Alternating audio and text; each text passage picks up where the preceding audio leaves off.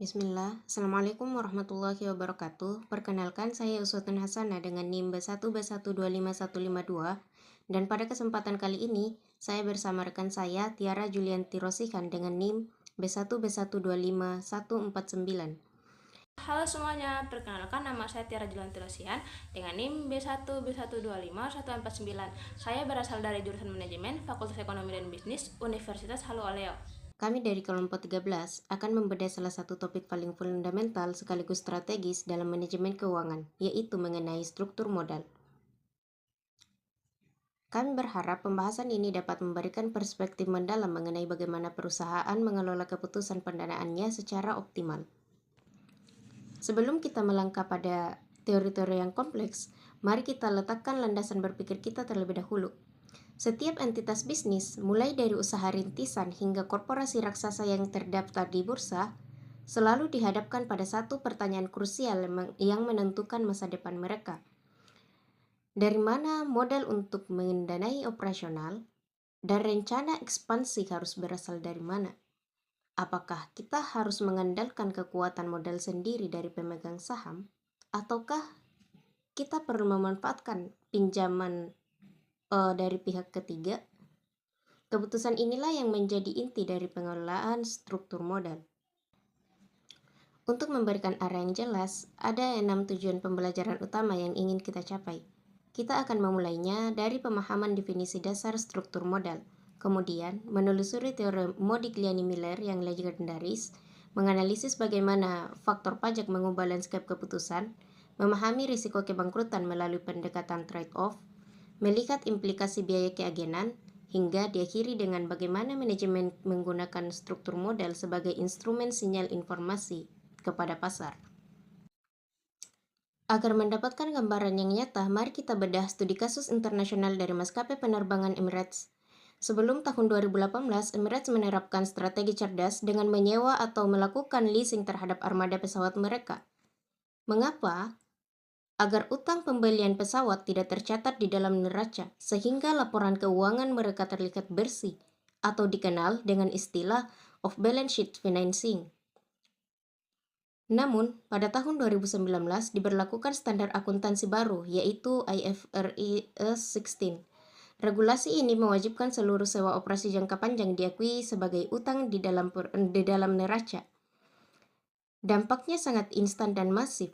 Rasio utang Emirates melonjak tajam dari 54% menjadi 69%, dan beban bunga yang dilaporkan membumbung hingga 150%. Kasus nyata ini menegaskan bahwa penataan struktur modal memiliki konsekuensi real yang sangat besar terhadap bagaimana pasar menilai kesehatan finansial perusahaan. Financial leverage dan risiko. Secara definisi, struktur modal adalah bauran atau proporsi spesifik antara utang jangka panjang dan ekuitas yang diadopsi perusahaan. Ketika perusahaan memutuskan untuk menyertakan utang, mereka sedang menerapkan apa yang disebut financial leverage. Logikanya sederhana.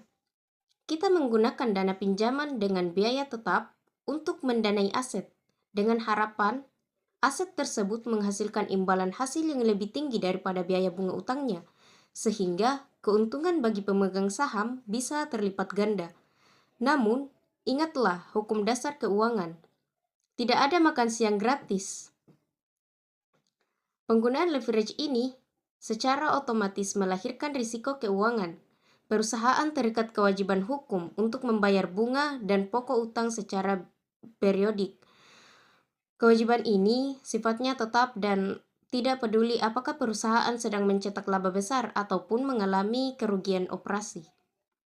Analisis kasus Electric Motor Corp atau EMC. Mari kita buktikan konsep tersebut secara matematis melalui skenario kuantitatif dan dari Electric Motor Corp atau EMC. Bayangkan kondisi awal di mana perusahaan ini beroperasi secara murni tanpa utang, alias mengandalkan 100% ekuitas. Dalam struktur modal awal ini, EMC memiliki 1 juta lembar saham beredar yang dihargai senilai $180 per lembar. Ketika perekonomian berjalan normal, perusahaan memproyeksikan mampu menghasilkan laba per saham atau IPS sebesar $18. Angka ini mencerminkan tingkat pengembalian modal atau ROE yang stabil di level 10%. Dampak struktur modal terhadap IPS dan ROE. Mari kita bandingkan jika IMC mengubah struktur modalnya dengan memasukkan unsur utang. Berdasarkan data tabel korporasi pada slide ini, kita bisa melihat perbedaan hasil yang sangat kontras di 3 kondisi ekonomi. Ketika ekonomi bergerak ke arah ekspansi atau membaik, struktur modal yang memiliki leverage atau utang mampu mendongkrak EPS dan ROE ke level yang jauh lebih tinggi daripada struktur yang tanpa utang. Mengapa terjadi lompatan? Karena basis jumlah saham beredar menjadi lebih sedikit setelah sebagian dibeli kembali menggunakan utang. Sementara laba operasi meningkat, namun perhatikan sisi buruknya. Jika ekonomi jatuh ke jurang resesi, perusahaan yang berutang akan mengalami penurunan EPS dan ROE yang jauh lebih anjlok dan menyakitkan akibat hantaman beban bunga tetap. Inilah mengapa utang dianalogikan sebagai pengungkit. Rumus Degree of Financial Leverage atau DVL.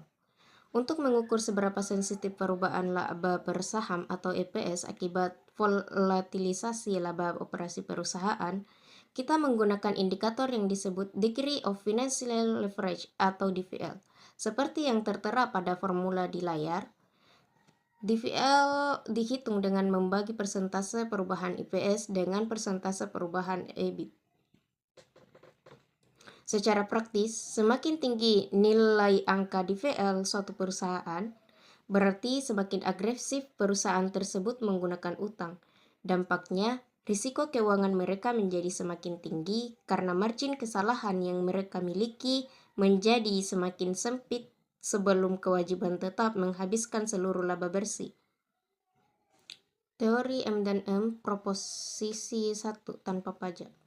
Sekarang kita beralih ke tonggak sejarah teori keuangan modern, yaitu teori yang dirumuskan oleh Franco Modigliani dan Merton Miller pada tahun 1958.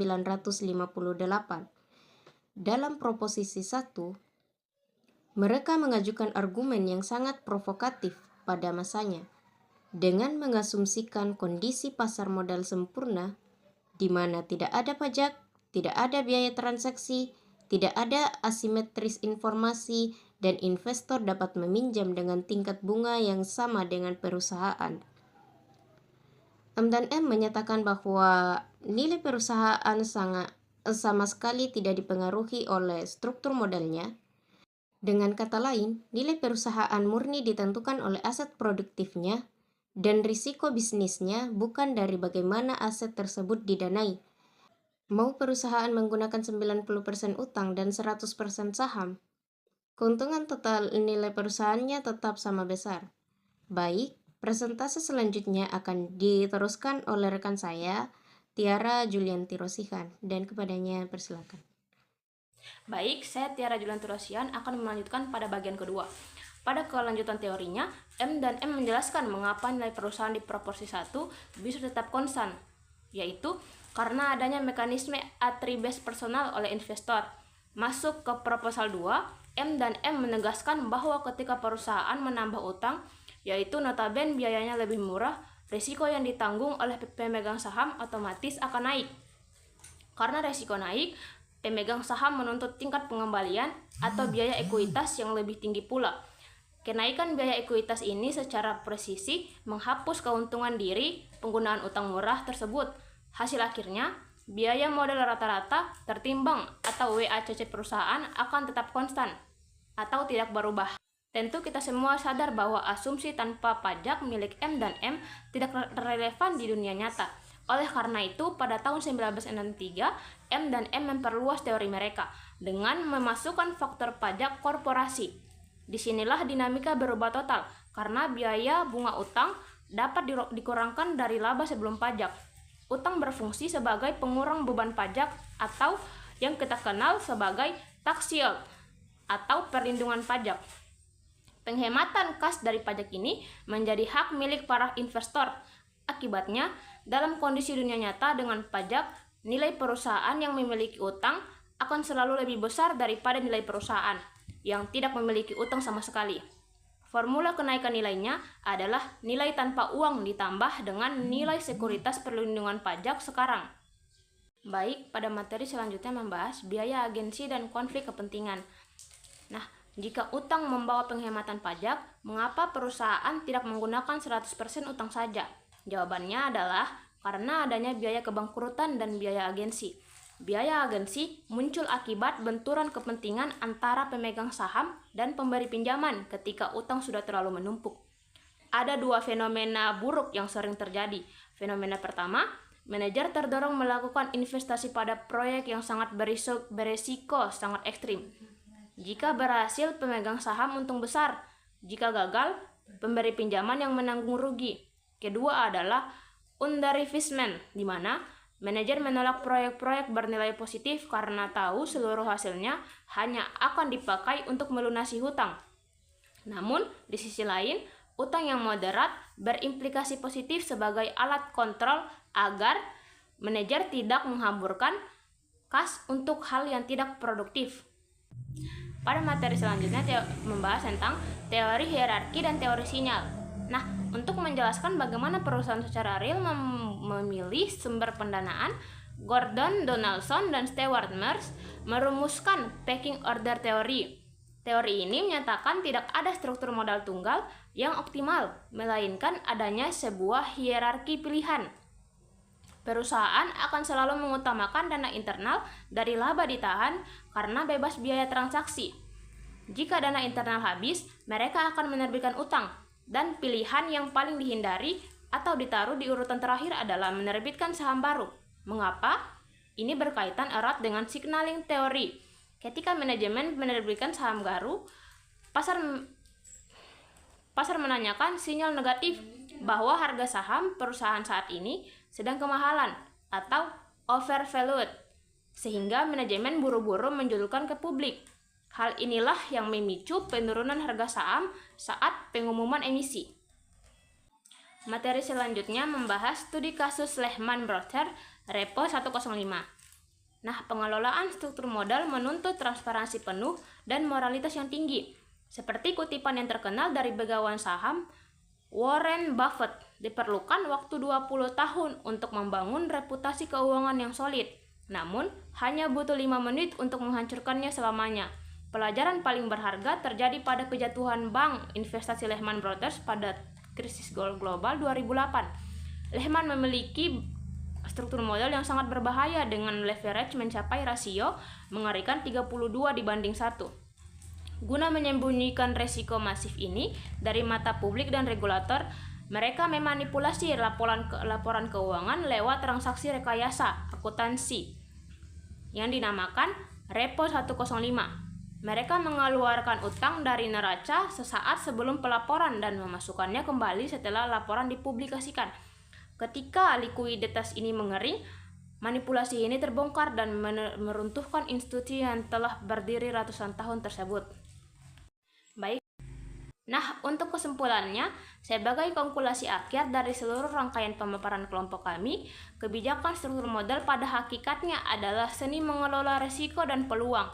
Layaknya sebilah pisau bermata dua, di satu sisi penggunaan leverage secara terukur memberikan keuntungan kompetitif berupa penghematan pajak dan peningkatan profitabilitas EPS pemegang saham. Di sisi lain, ekspansi utang yang serakah dan tidak terkendali akan membawa perusahaan langsung menuju gerbang kebangkrutan finansial. Struktur modal yang optimal berada pada titik keseimbangan dinamis atau dikenal dengan trade-off teori, yaitu ketika manfaat marginal dari perlindungan pajak tepat berpapasan dengan peningkatan marginal dari biaya kebangkrutan.